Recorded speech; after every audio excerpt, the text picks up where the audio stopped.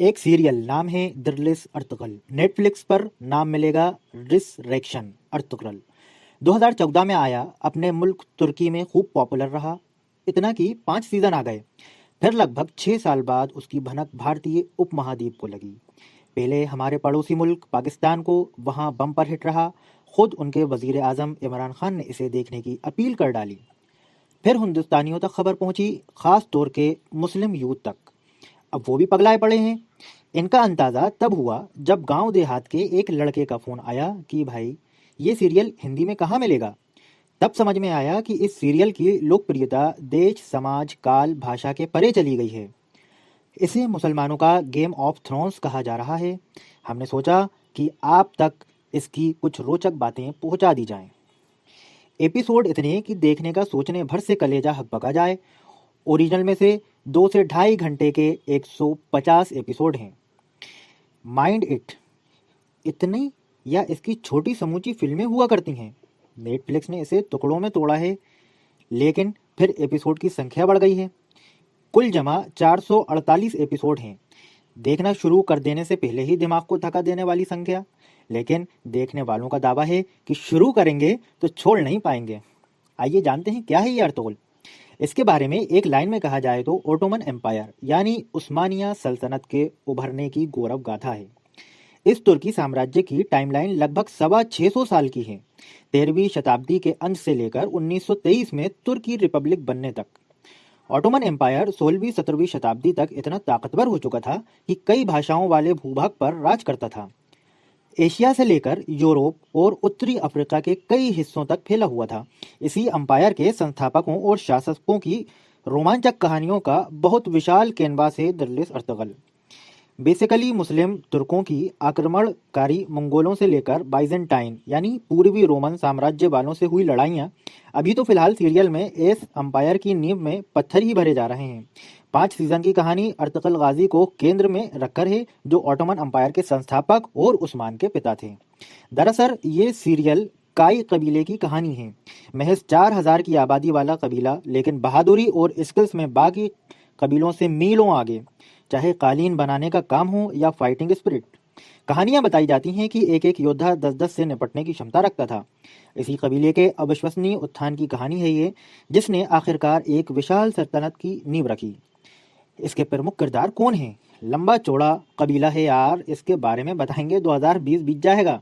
कुछ एक मेन किरदार के बारे में चलो अपन जान लेते हैं। सबसे पहले बात आती है अर्तुगरल गाजी की। काई कबीले का जांबाज सरदार, सीरियल का सेंट्रल कैरेक्टर। फिर उसके बाद हलीमा सुल्तान, अर्तुगरल गाजी की पत्नी, अपने पति के साथ कई लड़ाइयों में कंधे से कंधा मिलाकर लड़ने वाली योद्धा। फिर उसके बाद सुलेमान शाह, अर्तुगरल के पिता, पहले सीजन में प्रोमिनेंट रोल रहा है इनका। फिर उसके बाद हाइमा खातून, अर्तुगरल की माँ, सुलेमान शाह की मौत के बाद कई सालों तक कबीला खुद चलाया।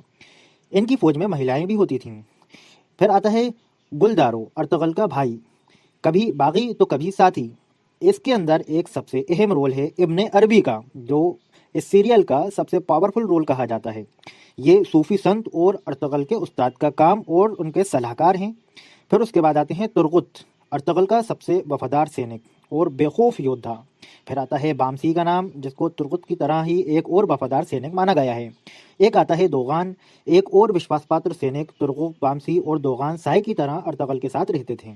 कुर्दोगलू, ये भी एक अहम किरदार है। सुलेमान शाह का खास आदमी, जिसने कबीले को बहुत नुकसान पहुंचाया, खुद को लीडर बनाने के लिए षड्यंत्र रचने वाला आदमी। फिर आता है देली देमिर, कबीले के लिए तलवारें बनाने वाला शख्स। सुलेमान शाह का काफ़ी वफादार था। क्यों इतना कामयाब रहा है ये सीरियल? 4 वजहें, जिसको अपन आइए चलिए सुनते हैं। सीना चौड़ा करने वाला इतिहास। दार्शनिक होकर कहा जाए तो टेररिज्म से अक्सर ही जोड़े जाने वाले खफा मुस्लिम यूथ से हाथ गर्व करने लायक इतिहास का कोई टुकड़ा लगा है। भावुक होना लाजमी है। ये वही भावना है जो जूलियस सीजर से लेकर महाराणा प्रताप जैसे योद्धाओं के रोमांचक किस्सों में प्राइड तलाशती है। ये इतिहास के प्रति कृतज्ञ है या मारीचिका में भटकन, इस पर हम टिप्पणी नहीं कर रहे, बस उस भाव को रेखांकित करने की कोशिश कर रहे हैं जो अर्तुगरल के सदक़े मुस्लिम युवाओं तक आ पहुंचा है। मुस्लिम शासक अक्सर जंगली, असभ्य, आक्रांताओं के रूप में पेश किए गए। ये वो पश्चिमी देशों का नज़रिया है जो रिपीट होते रहने से अंतिम सत्य टाइप बन गया है। मुस्लिम समाज मोटे तौर पर इसे राजी नहीं है। तो ऐसे में इस नैरेटिव से अलग एक हिम्मती, बेखौफ, इंसाफ पसंद हीरो देखना मुस्लिम समाज को काफ़ी भा रहा है। दूसरा, करिश्माई अभिनय और प्रोडक्शन का हाई स्टैंडर्ड। पहले नंबर पर थी मुस्लिम समाज की बात। मुस्लिम वर्ल्ड से इतर भी इसकी तगड़ी फैन फॉलोइंग है। वजह है कि इस सीरियल का शानदार लैंडस्केप, प्रोडक्शन टॉप क्वालिटी का है। लोकेशन से लेकर स्पेशल इफेक्ट तक कहीं भी कोई समझौता नहीं किया गया है। यूएसपी है फाइट सीन्स। इसके लिए नोमाड नाम की एक special Hollywood stunt team hire की गई, जिससे हैरान करने वाले नतीजे दिए। इसके अलावा टैलेंटेड एक्टर्स की पूरी फौज खड़ी कर दी है मेकर्स ने, जिन्होंने डूबकर काम किया है बेहद संजीदगी से। चाहे अर्तगल का प्ले करने वाले एंजिन अल्तान दुजनचान हो या हलीमा का रोल करने वाली एसरा ब्लीच। प्रोड्यूसर मेहनत बोजदाग और डायरेक्टर मतिन गुनाई ने इसे ग्रैंड बनाने में अपना सब कुछ झोंक दिया है। साथ ही इसे इतिहास की गौरव गाथा के साथ साथ एक थ्रिलर ट्रीटमेंट भी दिया गया है। लोग चिपके रहते हैं, एडिक्ट हो गए हैं।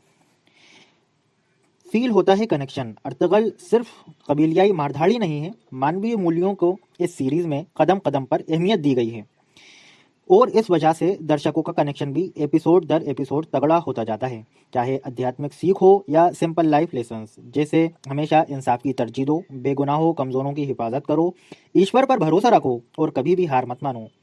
इसके किरदार सभी आम इंसानों की तरह सही गलत की जहनी कश्मकश में उलझते रहते हैं। यकीन करने लायक ये सेटअप इस सीरीज की ताकत है। पोस्टर बन रहे हैं संवाद।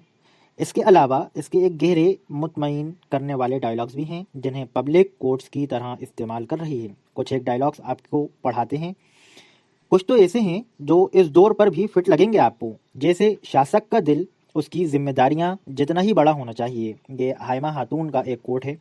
अगला कोट आता है अर्तगल गाजी का। इसके अंदर वो कहते हैं, अगर हमें जो हासिल है हम उसमें शुक्र मना लें तो हमारे दिल में सुकून रहेगा। बेशक सही बात है। एक और तुर्तुक का कोट आता है, सब्र कड़वा होता है लेकिन इसका फल मीठा होता है।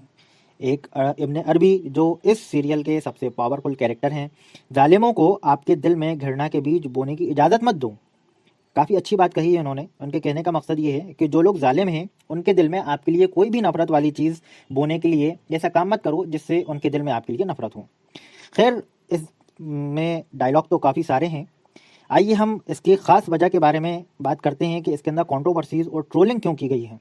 ट्रिविया के खाते में ये बातें चालें कि इस सीरीज़ के साथ सब कुछ मीठा मीठा ही नहीं है। यूएई, सऊदी अरब और इजिप्ट में भी ये बैन है।